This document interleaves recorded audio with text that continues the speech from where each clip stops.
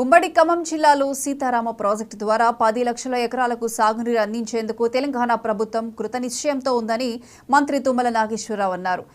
ఏన్కూరు మండలంలోని Sitarama project link canal కాలువ పనులను ఎమ్మెల్యే మాలోతు రామదాసు నాయక్తో కలిసి మంత్రి పరిశీలించారు. ప్రాజెక్టు కాలువ పనులను త్వరితగతిన పూర్తి చేయాలని అధికారులను ఆదేశించారు. సీతారామ ప్రాజెక్టు లింక్ కెనాల్ పూర్తయితే వైరా రిజర్వాయర్కు పూర్తి స్థాయిలో సాగునీరు, త్రాగునీరు అందిస్తామని తెలిపారు.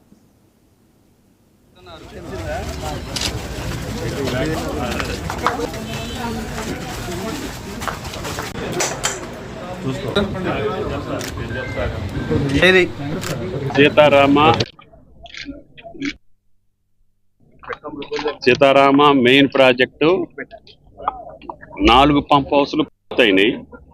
మేజర్ క్రిటికల్ వర్క్స్ అన్నీ కూడా పంప్ హౌస్లు, మోటార్లు ఫిట్ చేయటం, మొత్తం మెయిన్ కెనాల్లో ఇంతవరకు 1 ఎకరానికి కూడా నీళ్లు ఇవ్వటం జరగలేదు. ఎందుకంటే ఆయకట్టు వచ్చి మొత్తం యువతలు ఉంది కాబట్టి ఆ మోటార్లతో ఇప్పుడు ఇమ్మీడియట్గా ఉపయోగించుకోవాలంటే ఆ నీళ్ళని నాగార్జున సాగర్ కెనాల్లో వేయాలనేది మొదటి ప్రతిపాదన. ఆ ప్రతిపాదన నాగార్జున సాగర్ కెనాల్లో వేస్తే వైరా ప్రాజెక్టు కాడ నుంచి కింద ఉన్నటువంటి ఆయకట్టు మొత్తం ఈ సంవత్సరమే సాగులోకి తీసుకురావచ్చు. గత సంవత్సరం మాదిరి కృష్ణాకి వాటర్ రాకపోతే కూడా మనం గోదావరి జలాలతోటి కృష్ణా ఆయకట్టును పండించుకోవటం ఒకటి, వైరా ప్రాజెక్టు కింద ఉన్నటువంటి ఆయకట్టు అది మంచినీటికి సంబంధించింది ఉంది, అదేవిధంగా పంటకు సంబంధించింది ఉంది. ఆ 30-40 వేల ఎకరాలతోటి పాటు మంచినీటికి కొరత లేకుండా నాగార్జున సాగర్ జలాలు రాకపోయినా కూడా వైరా నియోజకవర్గం, అదేవిధంగా మెయిన్ మధిర నియోజకవర్గం, కింద ఉన్నటువంటి సత్తుపల్లి నియోజకవర్గం లంకాసాగర్ ప్రాజెక్టుకి ఈ నీళ్లు తీసుకెళ్లే అవకాశం ఉందని చెప్పి తప్పకుండా ఈ లింక్ కెనాల్ పూర్తి చేయాలని చెప్పి గౌరవ ముఖ్యమంత్రి గారు మొదటిసారి కొత్తగూడెం జిల్లాకు వచ్చినప్పుడు ఆయన అవకాశం ఇచ్చారు. బట్టి గారు మేమందరం కలిసి అడిగిన దాని మీదట ఈ కెనాల్ చేసుకోండి, ఇమ్మీడియట్గా నీళ్లు ఇచ్చేటట్టుకుంటే ప్రయత్నం చేద్దాం అని చెప్పారు. ఆయన పర్మిషన్ ప్రకారంగా టెండర్లు పిలిచి పద్ధతి ప్రకారంగా పనులు మొదలు పెట్టాము.